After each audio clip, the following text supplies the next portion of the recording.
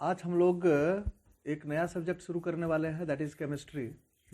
और chemistry science का एक बहुत इम्पॉर्टेंट ब्रांच है। तो सबसे पहले केमिस्ट्री शुरू करने से पहले हम लोग ये जान लें कि साइंस होता क्या है।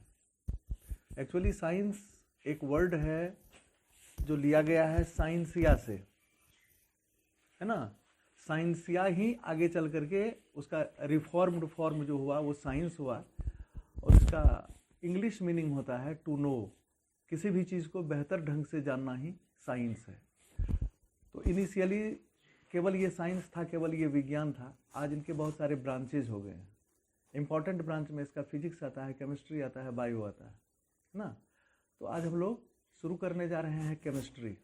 केमिस्ट्री बहुत इम्पॉर्टेंट सब्जेक्ट होता है और इसको पढ़ने जा रहे हैं। उस हिसाब से हम लोग पढ़ने जा रहे हैं जो आने वाले हर कम्पिटिटिव एग्जाम के लिए हमारे लिए बहुत उपयोगी होगा। तो ये आपके सामने आज हम लोग इंट्रोडक्शन के बाद आगे निकलेंगे। तो सबसे पहले बात करते हैं केमिस्ट्री को हम लोग डिफाइन करेंगे। Chemistry is the branch of science which deals with composition of matter. Composition of matter, ये दुनिया में जो भी देख रहे हैं हम, जो भी नहीं देख रहे हैं, वो सब मैटर है। और मैटर क्या होता है actually? A substance that occupies space and has मास, इसको हम लोग मैटर कहते हैं।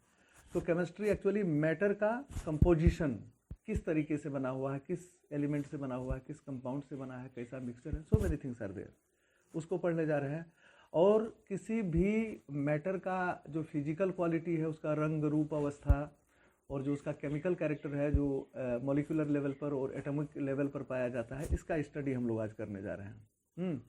तो क्या बोल रहा है कि chemistry is the branch of science that deals with the study of the composition of matter and it's physical and chemical characteristic associated with different material objects. जितने भी मैटर हैं उसका कोई ना कोई गुण होता है, उस गुण को हम लोग क्लासीफाई करते हैं।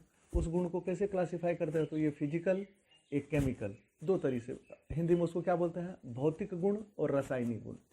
तो केमिस्ट्री एक्चुअली वो ब्रांच है साइंस का जिसमें हम लोग मैटर, उसका कंपोजिशन, उसका फिजिकल, उसका केमिकल प्रॉपर्टीज़ का स्टडी करते हैं। तो एक बहुत बड़े फ्रेंच केमिस्ट हुए जिसको लेवोजियर बोलते हैं, उसको रिगार्ड दिया जाता है मॉडर्न केमिस्ट्री के फादर के रूप में। Means Lavoisier is recognised as the father of modern chemistry. तो देखो, substances and its nature, anything that occupy space, poses mass and can be felt by any one of our sense organ is called matter। मतलब कोई भी matter से ही क्या बनता है? Material बनता है, सब्सटेंस बनता है। और कोई भी मैटर जिसमें मास होता है, जिसको हम फील कर सकते हैं, हमारे पास 5 सेंस ऑर्गन्स हैं, उन 5 सेंस ऑर्गन्स में किसी एक के द्वारा भी अगर हम उसको फील कर पाते हैं तो हम उसको मैटर कहते हैं, या मटेरियल कहते हैं, या सब्सटेंस बोलते हैं। Early Indian philosophers classified matter in the form of 5 basic elements that पंच तत्व। हमारे देश का साइंस का जो मतलब गौरव रहा है, प्राचीन काल से ही वो अत्यंत ऊंचा दर्जा का रहा है।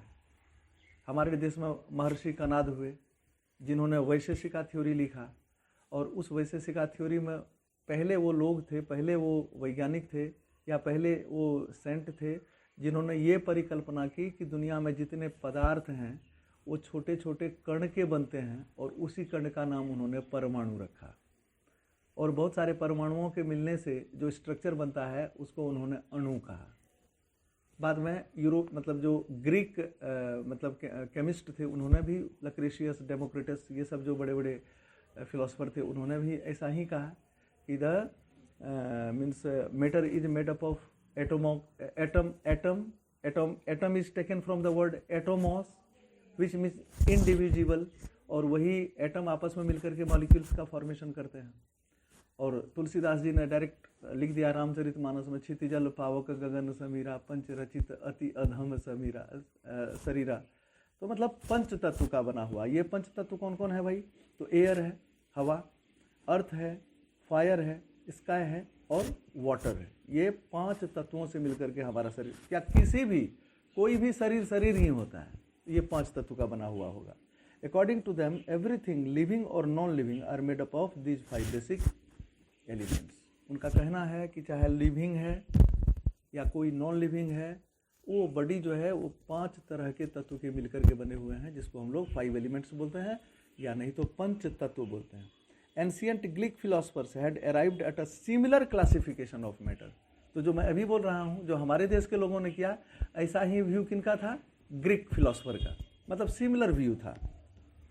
Indian sag Maharishi Kanad was perhaps the first to suggest that all forms of matter are composed of very small, tiny particles known as अणु।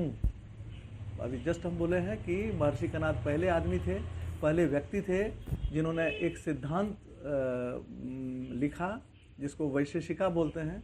उस वैशेषिका में उन्होंने वर्णन किया है कि सबसे जो छोटे स्मॉल टाइनी पार्टिकल्स होते हैं उसको अणु बोलते हैं। एंड ईच अणु may be made up of still smaller, मतलब उससे भी अणु भी जो होता है वो छोटे छोटे पार्टिकल से बने हुए हो सकते हैं, होते हैं, उसको हम लोग परम अणु बोलते हैं, परमाणु बोलते हैं। Greek thinkers Democritus named these tiny particles परमाणु एज एटम। तो जो हमारे यहाँ परमाणु कहलाया वही क्या बन गया? एटम बन गया। एटोमोस मीन्स इंडिविजुअल होता है, तो एटोमोस शब्द से अनकट, जिसको हम नहीं काट सकते, जिसका फर्दर डिवीजन नहीं कर सकते हैं।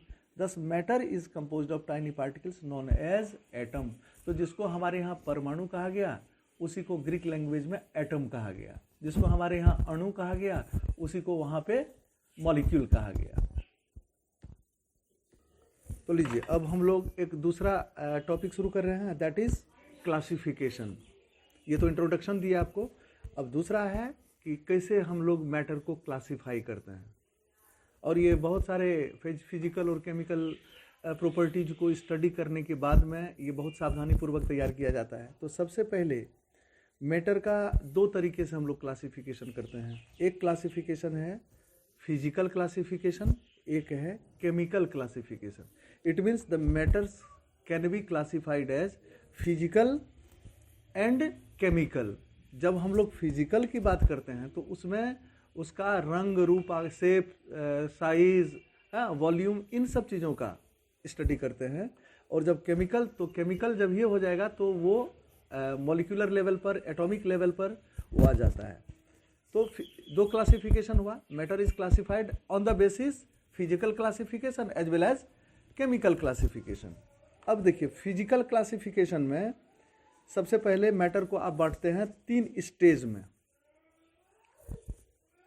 ये ट्रेडिशनल हुआ। ट्रेडिशनल मतलब सॉलिड, लिक्विड एंड गैस।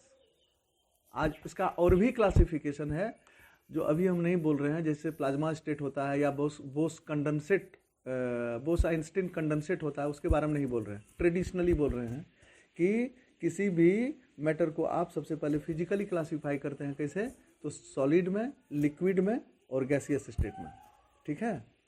और केमिकली अगर आते हैं हम, मतलब फिजिकल और मतलब केमिकल प्रॉपर्टीज़ के आधार पर, तो इसके आधार पर 2 तरह का चीज़ हुआ। एक होता है प्योर सब्सटेंसेस, एक होता है इम्प्योर सब्सटेंसेस। जब हम प्योर सब्सटेंस बोल रहे हैं तो इसका मतलब हुआ कि हम ऐसे सब्सटेंस के बारे में बोल रहे हैं जो एक ही तरह के पार्टिकल्स के बने हुए हैं। इट मीन्स वो या तो एक ही तरह के एटम्स के बने हुए हों या एक ही तरह के मॉलिक्यूल्स के बने हुए हों, ठीक है। तो जब हम प्योर सब्सटेंस की फिर बात करते हैं तो प्योर सब्सटेंस फिर क्लासिफाई हो जाता है किसमें? एलिमेंट में और कंपाउंड में। ध्यान देना मेरी बातों को, एलिमेंट में और कंपाउंड में। तो और इधर अगर हम और बात करते हैं, इम्प्योर सब्सटेंस की बात करते हैं, तो उसमें कौन आ जाता है? मिक्सचर आ जाता है। क्योंकि मिक्सचर में मतलब हर चीज़ रहते हुए वो अपना इंडिपेंडेंट आइडेंटिटी बना करके रखता है। जैसे एयर में ऑक्सीजन का भी प्रॉपर्टी है, नाइट्रोजन का भी प्रॉपर्टी है, कार्बन डाइऑक्साइड का भी property. Whatever the particles are there, whatever the gases are there, they maintain their own status, है ना। तो मिक्सचर जो होता है ये 2 तरह का हो गया। एक होता है होमोजीनियस मिक्सचर, एक होता है हेट्रोजीनियस। अब होमोजीनियस में मान लीजिए थोड़ा सा पानी ले लीजिए, उसमें चीनी मिला दीजिए, तो चीनी का पार्टिकल जो है वो डिसअपियर हो जाता है ना। सॉल्यूट जो है वो बिल्कुल डिसअपियर हो गया, वो आपको दिखाई नहीं पड़ेगा, है ना। तो ऐसे चीज़ को आप बोलेंगे होमोजीनियस। लेकिन उसी पानी में आप थोड़ा सा बालू डाल दीजिए या कैल्शियम कार्बोनेट का जो पाउडर होता है CaCO3 का, वो डाल दीजिए, तो आप देखेंगे कुछ देर के बाद में वो क्या हो जाता है? सेटल डाउन हो जाता है, जो आपको बाहर से दिखाई देगा। तो ऐसे मिक्सर को क्या बोलते हैं? हेट्रोजीनियस मिक्सर बोलते हैं। ठीक है, अब फिर एलिमेंट को देखिए, फिर बांटते हैं हम लोग, क्योंकि वो एक ही तरह के एटम्स के बने हुए हैं, तो वो भी फिर बंटवारा हो जाता है उसका मेटल में, नॉन मेटल में और मेटलवाइड्स में। मेटल का केमिकल प्रॉपर्टी अलग, नॉन मेटल का केमिकल प्रॉपर्टी अलग, मेटलवाइड्स का अलग, है ना। तो मेटल का अपना एक प्रॉपर्टी होता है फिजिकल और केमिकल, नॉन मेटल का अपना फिजिकल और केमिकल। इधर फिर आ जाइए आप मेटलवाइड्स का, क्योंकि इसमें दोनों कैरेक्टर होता है, मेटल का भी होता है, नॉन मेटल का भी होता है, इसलिए मेटलवाइड्स हो गया। फिर कंपाउंड को अगर हम डिवाइड करें तो कंपाउंड हो जाता है दो तरह का, carbon and its compounds are called organic, है ना, और उसके अदर देन जो बाकी एलिमेंट्स के कंपाउंड हैं उसको हम लोग इनऑर्गेनिक बोलते हैं। इसमें भी ऑर्गेनिक में जैसे कार्बन हम बोले ना, कार्बन कंपाउंड्स आर कॉल्ड, तो कार्बन डाइऑक्साइड भी कार्बन का है, कार्बन मोनोक्साइड भी उसी का है, या कार्बोनेट होता है, बाई कार्बोनेट होता है, ये सब ऑर्गेनिक में स्टडी नहीं किया जाता है। ठीक है, ऑर्गेनिक में कार्बन, हाइड्रोजन, ऑक्सीजन, कभी कभी नाइट्रोजन के जो कंपाउंड्स होते हैं उसका स्टडी किया जाता है। ठीक है, ऑर्गेनिक में।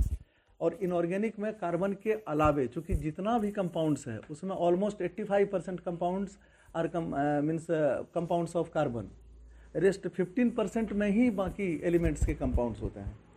ठीक है, तो एक बार फिर इसको ध्यान ले लीजिए कि matters are classified on the basis of physical characters as well as chemical characters. Physical character के आधार पर 3 तरह का बताए, सॉलिड, लिक्विड और गैस, और केमिकल आधार पर आपको बताया प्योर सब्सटेंस और इम्प्योर सब्सटेंस। प्योर सब्सटेंस बताया आपको 2 तरह का, इसमें एक हो गया एलिमेंट और दूसरा हो गया कंपाउंड। और इम्प्योर सब्सटेंस में आपको बताया 2 तरह का, जिसको मिक्सर भी बोलते हैं, एक हो गया होमोजीनियस मिक्सर, एक हो गया आपका हेट्रोजीनियस मिक्सर। और फिर एलिमेंट को, because they are made up of uniform type of atoms, उसको फिर क्लासीफाई करते हैं किस में? तो मेटालिक में, नॉन मेटालिक में, नॉन मेटालिक में और मेटलवाइड्स में।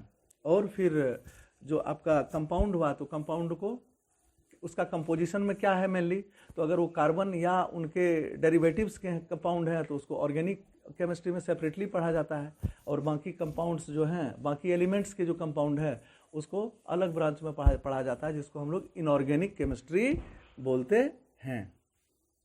तो अब देखिए, सबसे पहले हमने डिवीजन किया फिजिकल क्लासिफिकेशन और देन केमिकल क्लासिफिकेशन। तो फिजिकल क्लासिफिकेशन में सबसे पहला आपका हो गया सॉलिड। ये बहुत ज़्यादा आप लोग भी समझ रहे हैं, जितना भी ऐसे चीज़ देख रहे हैं जिसका शेप एंड साइड फिक्स है, जिसमें इंटरमॉलिक्यूलर स्पेस बहुत कम होता है, जो रिजिड फॉर्म में पाया जाता है, जिसको कंप्रेस करना पॉसिबल नहीं होता है, ऐसे सारे चीज़ों को हम लोग सॉलिड बोलते हैं। उसको डिफाइन कैसे करेंगे?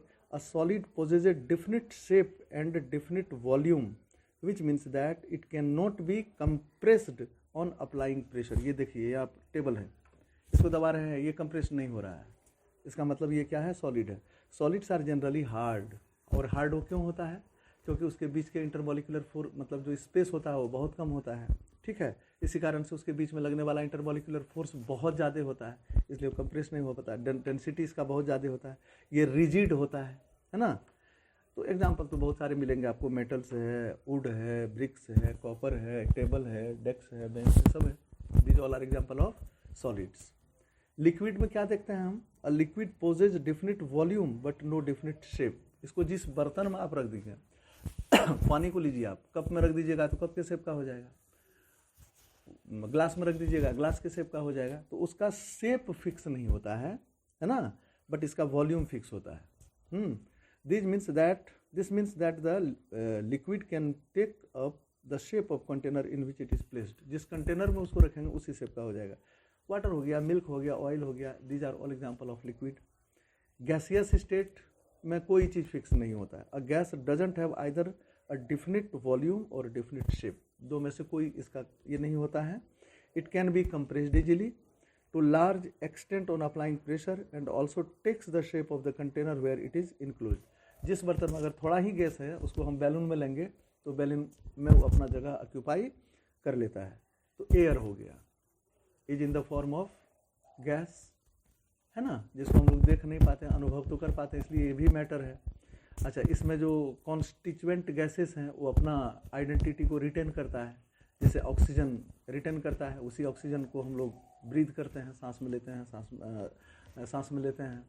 नाइट्रोजन इसमें प्रेजेंट है 78% by volume, oxygen 21% by volume और 0.03% ये कार्बन डाइऑक्साइड है, ये मेजर कॉन्स्टिट्यूएंट हुआ। इसके अलावा भी बहुत सारे जैसे हीलियम हो गया, आर्गन हो गया, कुछ ट्रेसेस में ये सभी गैसेस पाए जाते हैं, वाटर वेपर भी पाया जाता है, डस्ट पार्टिकल भी पाया जाता है। तो ये आपका क्लासिफिकेशन हुआ सॉलिड, लिक्विड और गैस। नेक्स्ट क्लास में हम लोग जब बात करेंगे तो उसमें बात करेंगे कैसे कन्वर्ट कर सकते हैं हम लोग मैटर को।